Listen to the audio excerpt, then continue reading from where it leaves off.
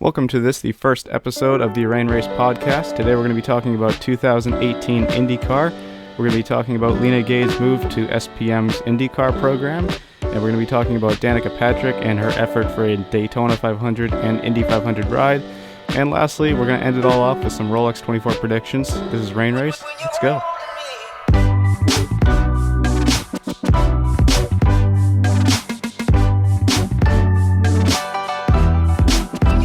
Welcome to the Rain Race podcast. My name is Chris Aurelio. I'm joined here alongside with my good friend Kyle Cuthbertson. Kyle, would you like to introduce yourself? Yeah, I'm Kyle Cuthbertson. I even mispronounced my last name. That is atrocious. Cuthbertson. A lot of people have trouble with that one.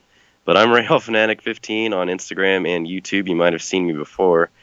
But, I'm pretty much just like Chris. I'm a gamer. You might see me on his YouTube channel gaming a couple more times. And, yeah, just happy we got a good thing going here, I believe. So.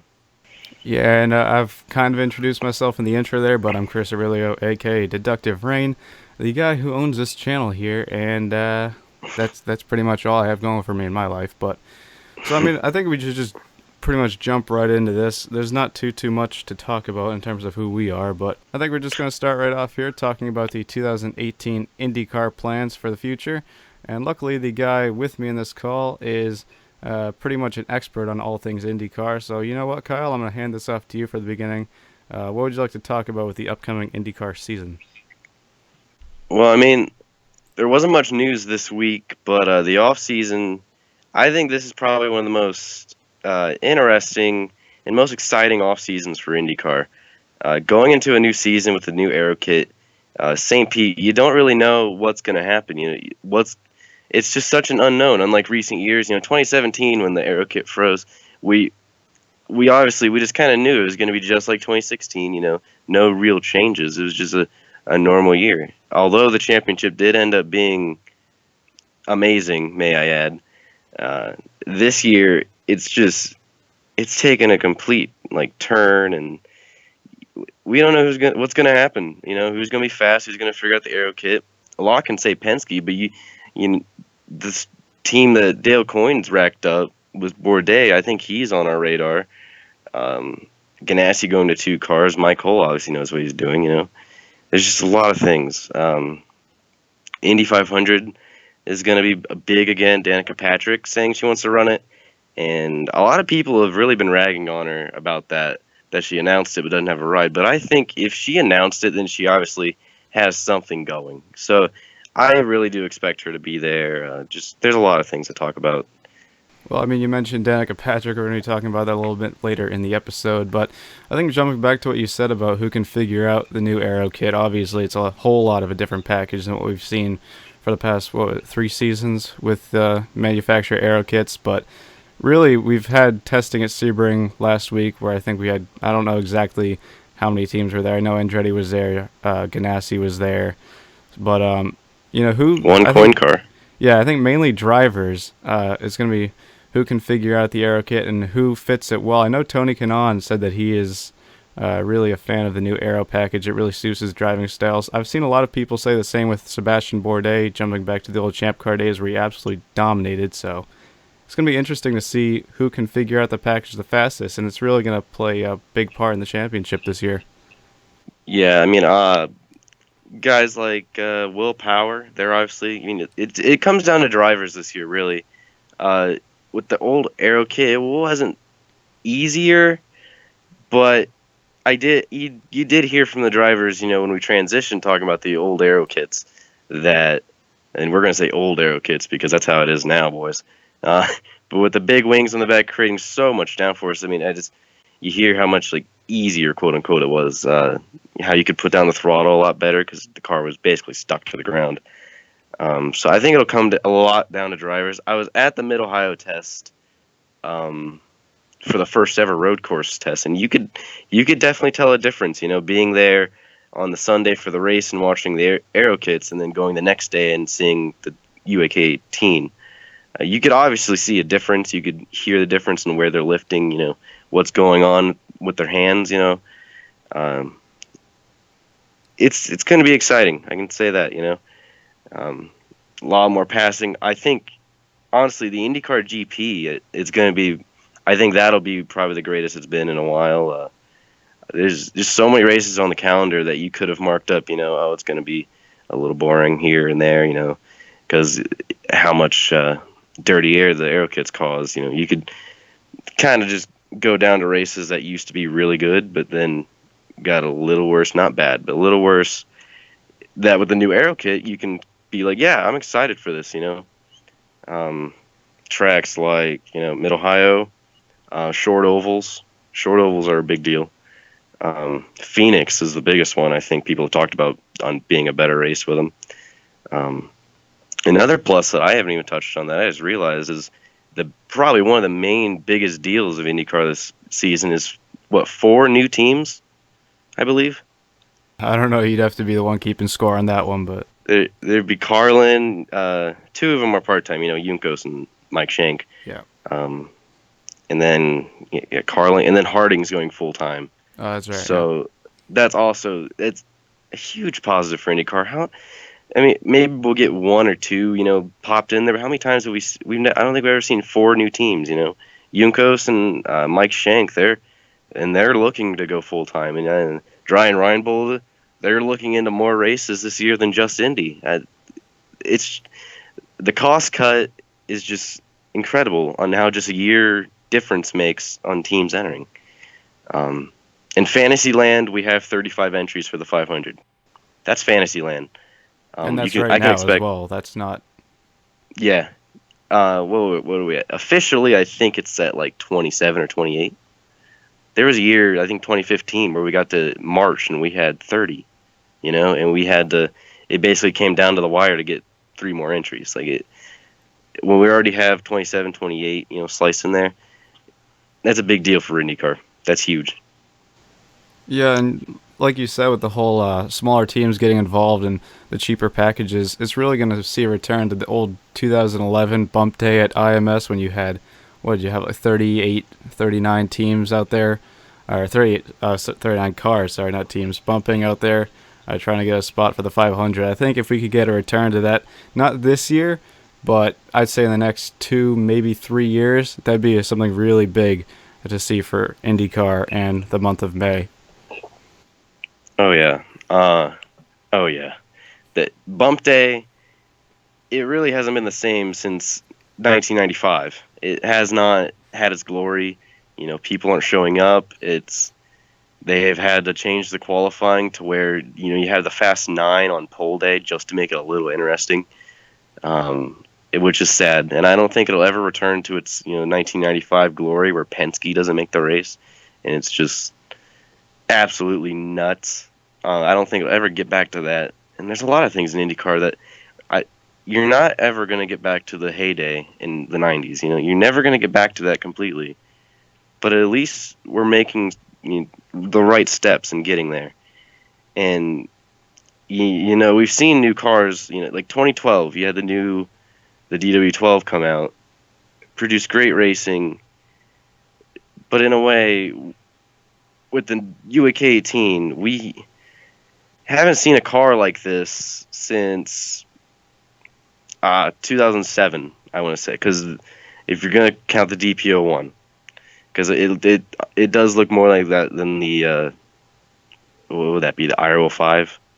Yeah, that car had so many different names with. It looks more, yeah, because it had a long span, so that's why we really haven't seen a car like this since that time in 07 with the DP01. Although it's not like the DP01 in so many more ways. It just has more similarities to where it's totally different than the DW12 was. That body kit, so that's what makes it such an unknown. You don't have the bumpers. The side pods are shifted forward, which that changes the weight and the handling of the car completely on its own. It's gonna be wild. It's gonna be a little bit more. What's the word? Just out of nowhere. It's a little more unexpected. Whereas in 2017, you can go into a weekend and say, man, Penske's probably gonna be 1, 2, 3, 4. you don't know, and that's what's going to be fun. I think the last thing I want to touch on here before we move on is lap times with a new kit going into the 2018 season. I mean, personally, if I look at the data that we've seen so far, I think we're going to be seeing maybe around 2 seconds off pace in qualifying from what we've had from 2017, 2016. Towards the end of the season, though, or at least at the road courses, 2 seconds. At the ovals, I'm really not sure. There's not much data to back it all up, but later in the year, when the teams really start to figure out the cars, maybe we'll get down to a second and a half, a little bit faster than that. But, I mean, what about your input on the lap times that we'll see with the new kit? Oh yeah, that's the crazy part. Is these cars, with how much less downforce they're producing, they're in the lap time range. Because it has added speed on the straightaways, of course. A lot. So I think it will come down to like a track like Mid Ohio. I think the lap times will be closer because of the straightaways and how much just flat speed that track has. Um, it's going to be crazy to see the lap times get close to the Aero Kits. I mean, 2 seconds off of testing, that's crazy. I can definitely feel Penske getting really close in a few years, maybe a year or two, because that's how the DW12 was too. 2012, 2013, they were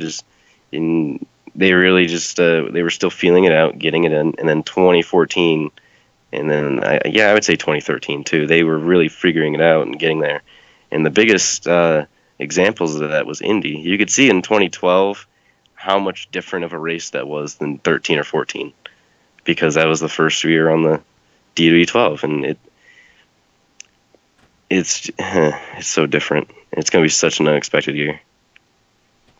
Moving on to our next topic here with Lena Gaede transitioning to Schmidt-Peterson Motorsports. I was going to say moving on from Audi, but actually for the last, I think, well, it's been season and a half, 2 seasons, she's been with Bentley's GT3 program. But, that's beyond the point at this point. But so her transition over to Schmidt-Peterson as an engineer for James Hinchcliffe, obviously a pretty major move.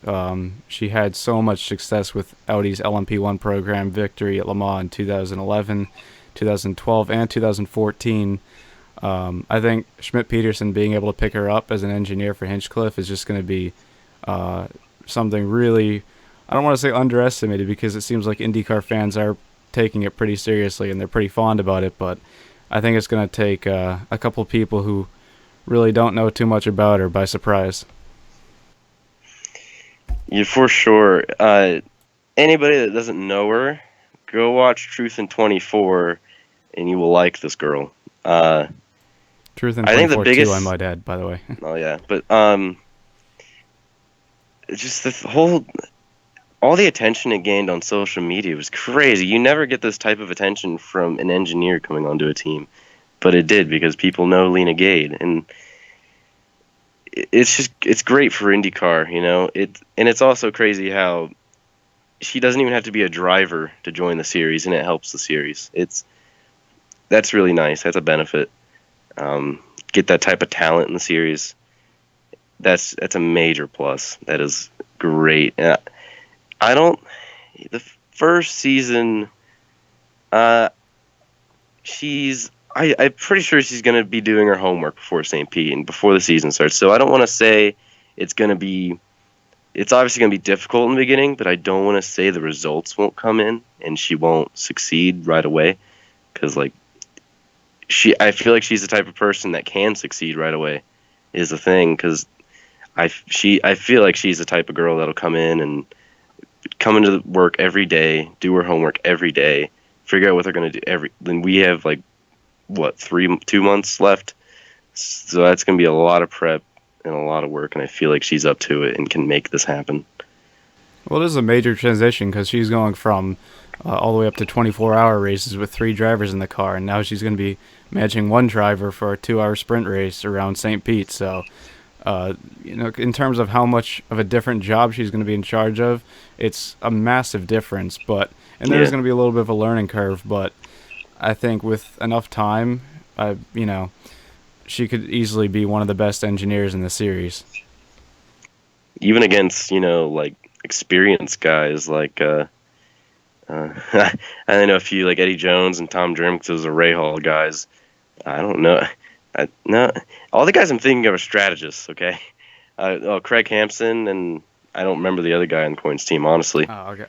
Uh, I remember he his name, but I don't. So that was a guy that came from KV, I believe. Where did No, Hampson came from Champ Car, didn't he?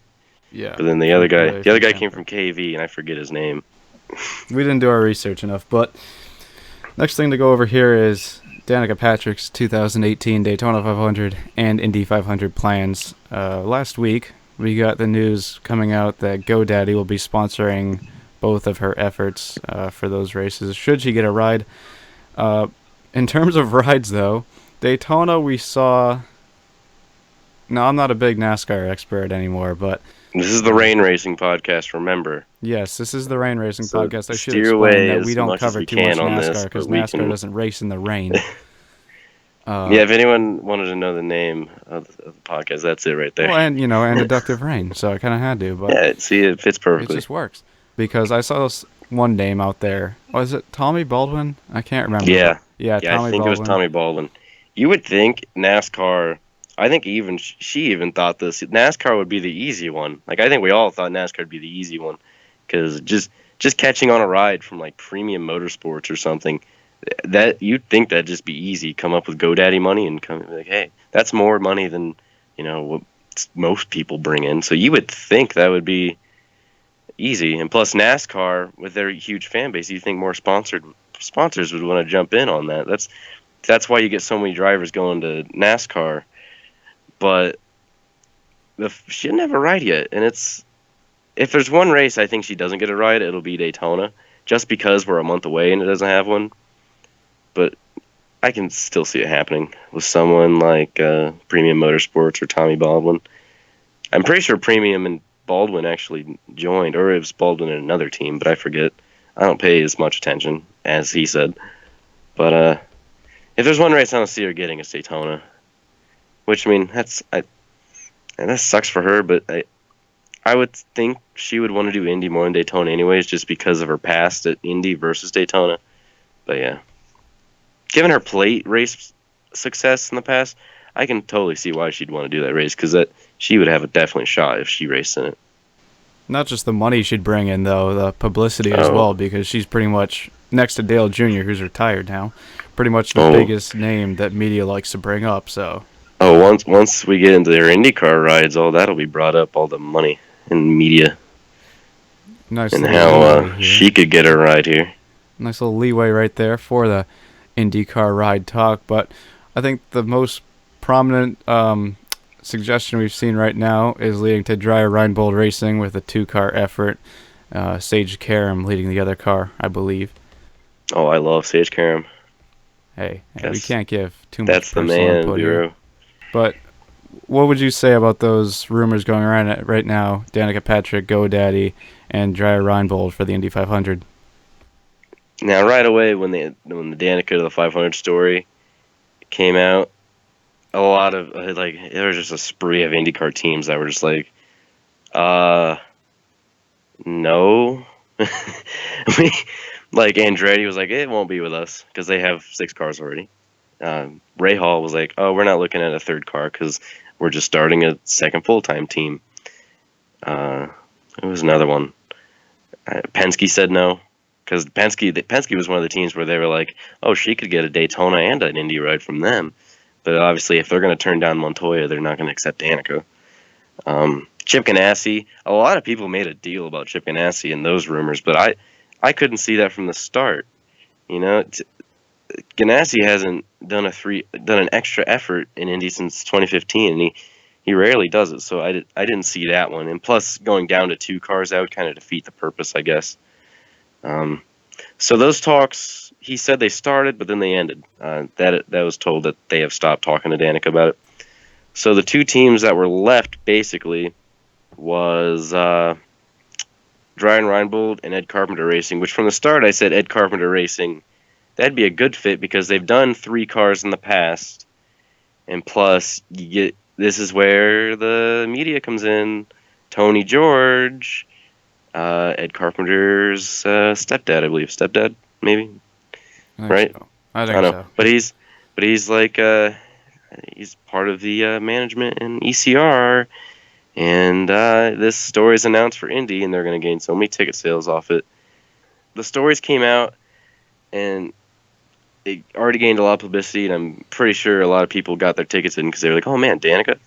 So I would think Tony George and the Speedway and Doug Bowles, they would want to help her find a ride. I don't see them helping her too much, but I can see them helping her and lending some money because Doug Bowles, he's really good at making money for the Speedway and not losing money for the Speedway. And if you give Danica just some funding for a ride and you get her in the race, you're going to make that money back easy from tickets and marketing. You know, you're going to get that back easily from Danica. And GoDaddy adding on to her, that just makes it even sweeter and making it sound more like a realistic deal. So Ryan Reinbold, that he's said for a long time that he wants to do a second car, that just makes sense. ECR and Ryan Reinbold makes sense.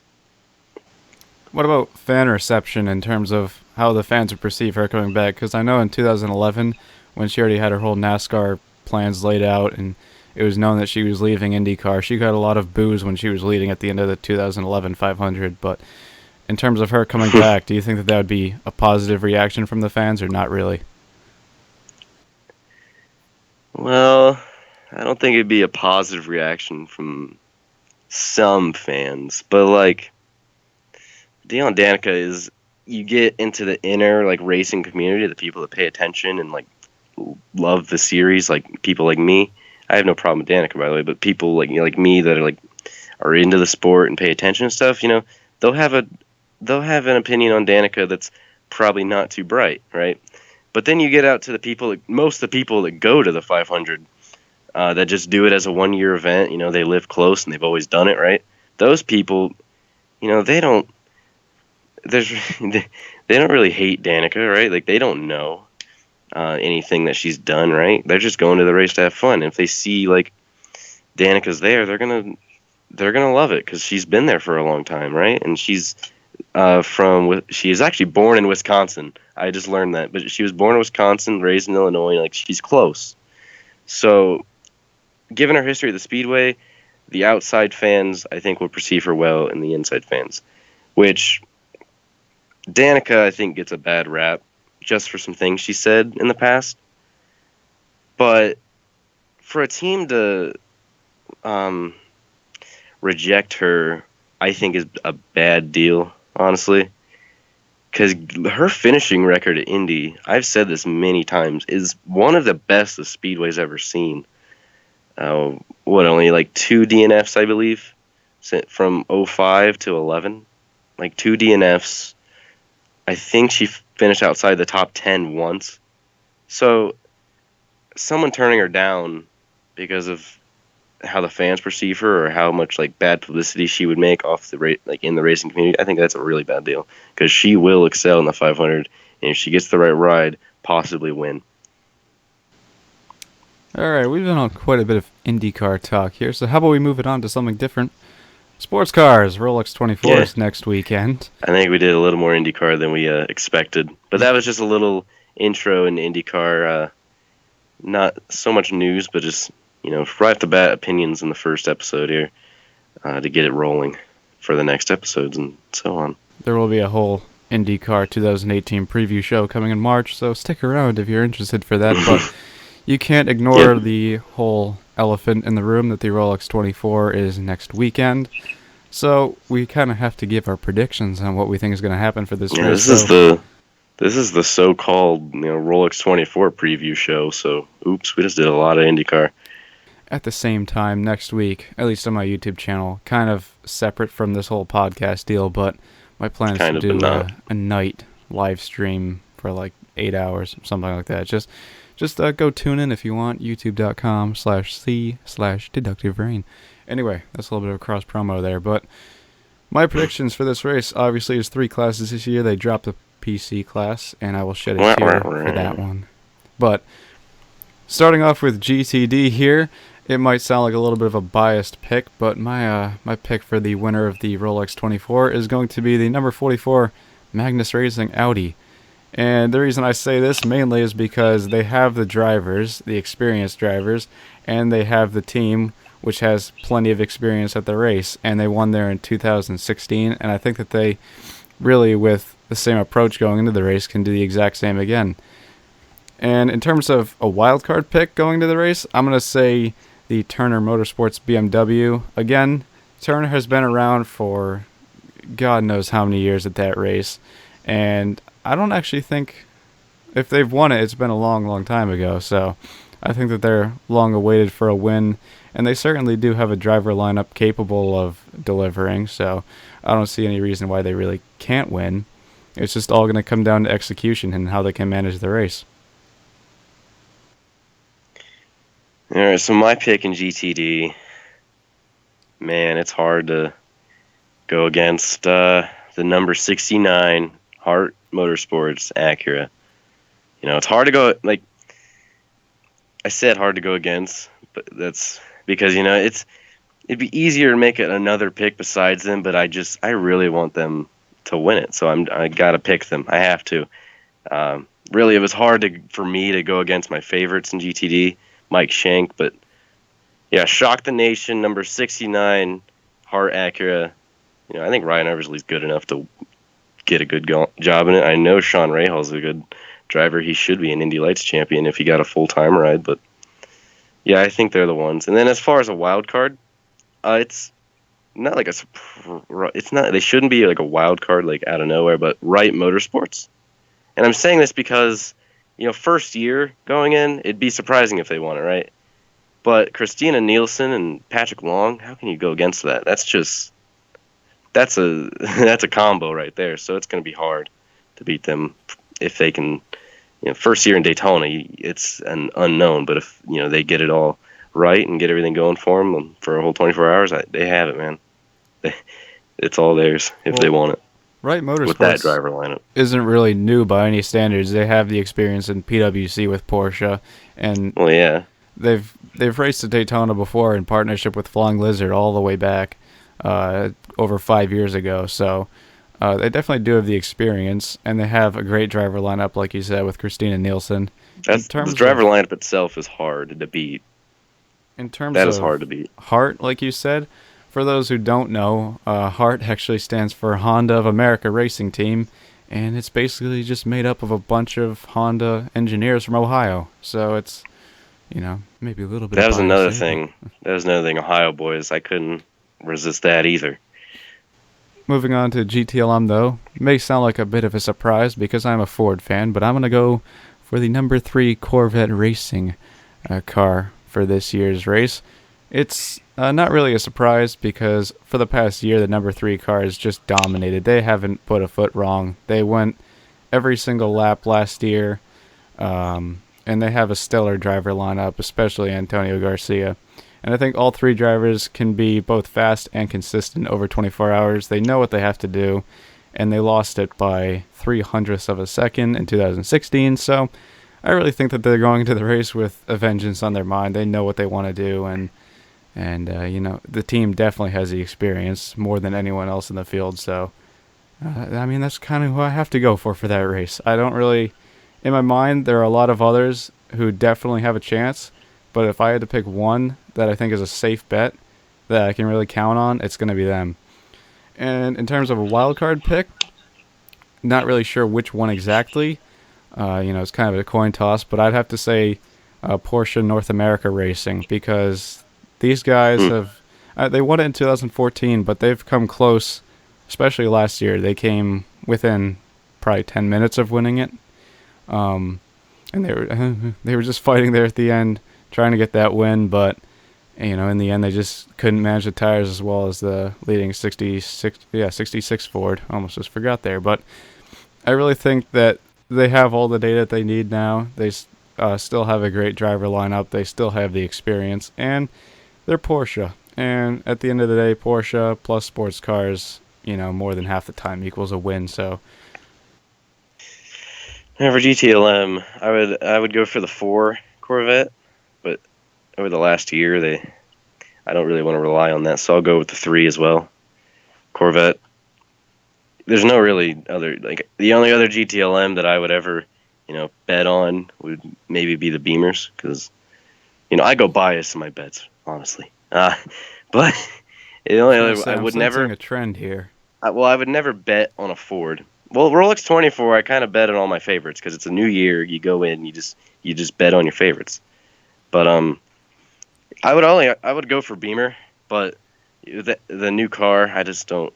That's a more unsafe bet than anything else, I would say. Yeah, like, it's basically everything you said. Superior driver lineup. Uh, didn't get. I would say they didn't have the pace they wanted last year at the 24. A lot of things didn't go their way, so they'll be coming in this year with revenge on their mind, and especially, and then even after like Le Mans last year, they'll be coming in with revenge on their mind, even though they won the championship. Yeah. They'll come in with revenge on their mind after the last Rolex 24 and Le Mans. So I would put a bet that they want this bad. And then a wild card, I'll go for the. Let's see, I can't remember the Ferrari. Is it Scuderia Corsa or No, Scuderia? Risi. Oh, jeez. 62. See, there's so many Ferraris, Corsas. Yeah, okay. Risi, just because they're a one car effort going against the two car efforts, and they're not as funded as the other cars. So I would have to go after them as kind of just a wild card, because wild card too, because they're going to be competitive as they were last year before they got pile drived out of the way by an unknown Ford driver. Not getting into that, but that's my wild card. You know what? Based on trends, I'm gonna have to say your favorite's probably gonna be, a certain Penske Acura. But we'll see. We'll see. Okay. And hey, nice leeway into prototype. But my prototype pick is gonna have to be the number 5 Action Express Cadillac. You can't really say anything wrong about the Cadillacs at Daytona. You can look at the balance of performance tables if you want. They're pretty well hit down in terms of performance, yet they're still finding over a second a lap.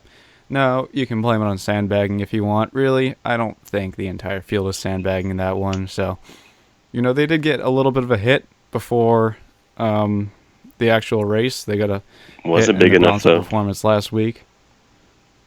What did you say? Was it big enough though? Yeah, I mean, and do I think Cadillac was showing everything that they have? No, I don't think that they were showing every Definitely single not. car that they have. So, going into the race, I think that we won't see quite as big of a repeat of last year, but it's still going to be. And in terms of even reliability, because having pace is one thing. They have the pace, but they also have the reliability. So, and last year as well, they came down to the wire. They were leading with 5 minutes left. And then, the contact between the Wayne Taylor Racing car and number 5 just, sort of ended that one prematurely. But this year, I think that they really do have what it takes to pull off a victory. In terms of a wild card, though, I'd have to say, this one's tricky. I'd have to say Spirit of Daytona, which is interesting because they're going into this year with, they lost their Visit Florida partnership, but they're going in this year with Cadillac Factory's status, which is, great to see them. They're almost just completely under as a team, and now they're back as a Cadillac GM Factory team. And really, like I said, they have that Cadillac under their arms, so they can really play that to their advantage. Their driver lineup isn't really stellar, but even in a 24-hour race, as long as you keep it clean and keep it off the wall, keep it out of contact, you can pretty much find yourself up front in the end when it comes down to reliability. So I think that that's a pretty safe bet, but we'll have to see. Obviously, it's a pretty stacked prototype field. It'd be easy to bet on someone like, the, what was it, 32? Yeah, 32 is the United Auto Sports car with, Alonso, and you got Ferdinand Alonso. Yeah, you got Lando Norris there, But that category is just way too unknown. I think it's even more difficult than GTD to go into and pick a winner out of that one. So, you're kind of going in blind. You're picking a name out of a hat, really. So my picks, my main pick, I'm gonna go with the number 90 Spirit of Daytona racing car. They have the Cadillac. You have a driver like Tristan Vautier that is coming out of IndyCar, has done some things. He's done some questionable things, but his performance at Texas last year where he led laps. He's done one full season. He's been on and off. He's done some good things, done some questionable things. I would say in his career right now, he'd be on his last leg, his last chance to show that, he's got what it takes to run with the big boys and, be a household name in racing. I believe Matt McMurray has experience as well, and then it was Eddie Cheever the third. That's a name I haven't heard. Yeah, he's the guy who I think is the most questionable because I've never heard that name going around. Maybe he has some like small open wheel experience, but Eddie Cheever the third. It's I would say I don't know for sure, but I would say that's Eddie Cheever's son, because Eddie Cheever that raced IndyCar, that was Eddie Cheever Jr. So Eddie Cheever the third, that would just make sense, I guess. Don't know that for sure though, so I'm just gonna that's kind of like an unknown, but I would put a safe bet on it, saying that Junior to third. But anyways, he's more unknown. Usually names like that pop out, I've at least like seen in news articles or like on Instagram or whatever, that they're in the junior formulas, like names like that, like Eddie Cheever the third. I knew Colton Herta was a thing years before because it's like social media, but I've never seen anything on Eddie Cheever the third, not even go karts or anything. I don't want to throw this term around too much, but I'm just gonna say it: pay driver. Yeah, I would say so, but we don't know the full story on him yet. So that's just my guess, but yeah, with a lot of drivers like that, that'd be your guess. But I mean, like, even someone like Tristan Vautier coming into a team, like any driver coming to a team like Spirit of Daytona, where they almost went under, you would have to guess that most of the drivers are going to be pay drivers. Well, you don't know, because it does have Cadillac backing, so, but, I do like that, though, because I felt like Cadillac, that was kind of strange that they only had, like, 3 cars? So adding a fourth, that kind of makes it, because when you have all the Orecas and just, like, 3 Cadillacs, and the Cadillacs are down, I don't know, it just felt weird. So having 4 now, it feels, it looks a bit more, okay. All right. I still think it's, number 7, Penske, because you would put because the driver lineup really, and because the only unknowns is the car. It's the chassis. It's like you've seen. It's basically just a cover up Ligier, right? Ligier. Orica. Oh, it's an Orica. Oh yeah. You didn't know it wasn't an Orica? Yeah. Oh man, we're just going into this with some experience. See, I'm not the sports car guy, right? Well. Orica. That's right, because because the ESN, that's basically a Ligier cover up. So, the number 7, because the casualty of the driver lineup, Ricky Taylor, he's obviously stellar in a prototype, and then last year's defending winner, right? And Elio Castroneves, which I won't get into him too much, because I've got some opinions on Mr. Spider-Man. And then Graham Rahal, that's a bit biased for me, but he's obviously an aggressive, top-notch driver, is what I say about Graham Rahal. My favorite driver, if no one knew, by my Instagram. But anyways, that's my wild card. The chassis we know is going to perform well, but the accurate engine in it is, since that's brand new, I don't think it could surprise people, or it could not be up to par with the caddies, which that would be expected. Is it time for me to educate you some more? The Honda engine isn't new. It's the same one that won Daytona 2 years ago. So. In what car? ESM. Oh yeah, because they were HPD. Oh my gosh. This is just. Yeah, that makes sense now. Yep. Okay. Well, then why didn't I make the 7 car my main pick? I'm kidding. Well, you tell me. I'm all kidding. Come in here with experience, but another thing I forgot to mention about the 90 Spirit Daytona is, remember, they almost won last year in a Riley, so that team obviously they got something going. And then again, they had Ranger Van de Zande, so you never know. Well, I they just have the like them. years under their sleeves. They know what they're doing. Really do. And you said I'd pick the 7 as my main pick. Well, Thought wrong. it's because you thought they had a new engine. See, that's just me. There we go. My educated IMSA self. Great. I think just going into a couple race predictions here before we end it all off. Last year's race, we saw a ton of cautions, almost an absurd amount. I don't think we're going to see as many full course yellows as last year's race because, as much as I miss them, there are no PC cars this year, and they were responsible for quite a few of them last year. And last year you had the rain, and that helped quite a bit as well. And you don't have Jeff Gordon going into the horseshoe. Oh, His hey. first stint. Oh, no. We're going to lose our fan base. We're already hating on NASCAR enough, saying that they don't race in the rain. Goodbye, 50% of our fan base.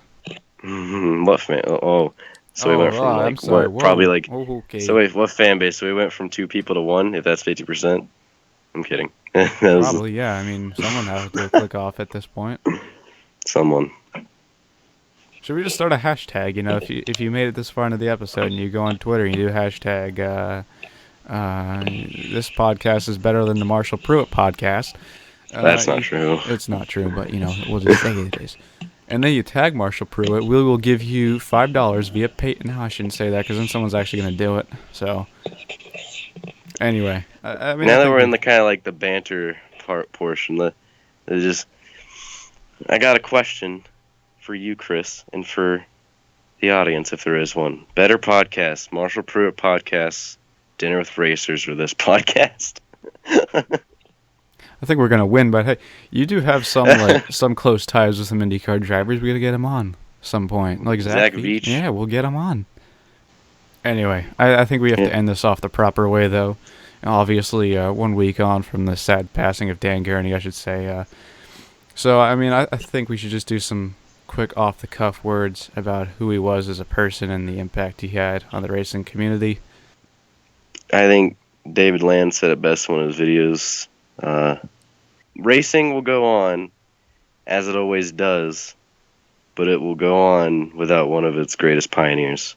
Because Dan Gurney was one of the, I wouldn't say first, but one of the greatest, or probably the greatest pioneer of motor racing. Just everything that he's done from IndyCar, sports cars, F1, which he didn't do a lot in F1, but built his own car in America, went to Spa, won the race. He did more in Spa, but that's the one people really look at. He won it in his own chassis, American might add, and won the race. Totally unexpected. Eagle Mark III GTP basically ended the series. The car ended the series. It was so dominant. It was at the point where they were almost the only manufacturer. They were just so dominant. That car doesn't look like much when you look at the aero and the tunnels through it all. It's the most complex car I've ever seen. Just his work on a race car, just the things you wouldn't think of, and the ways he changed the sport, and he'll definitely be missed. He's definitely one of the greatest. Which you've seen Robin Miller. He has the Mount Rushmore shirts. Dan Gurney, he doesn't have 4 Indy 500s. He has a Le Mans, an F1 win. He doesn't have the things that Mario Andretti, like an F1 championship and an Indy 500.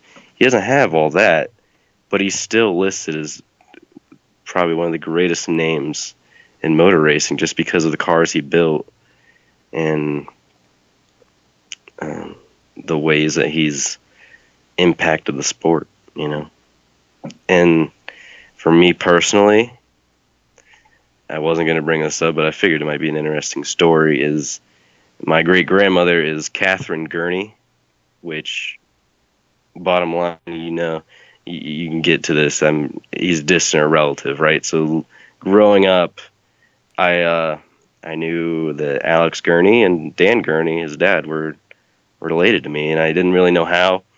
I just knew, and it also goes back to And it's like, how are they in California? And I'm living in like Ohio. Like one half of the Gurney family stayed in Indiana, and one half went to California.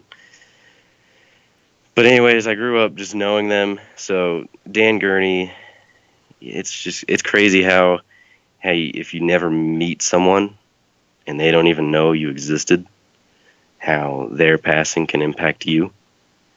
It's mind-boggling how this impacts me, and I just don't understand it. I made it my goal to meet him someday, which I never did. I think that's why.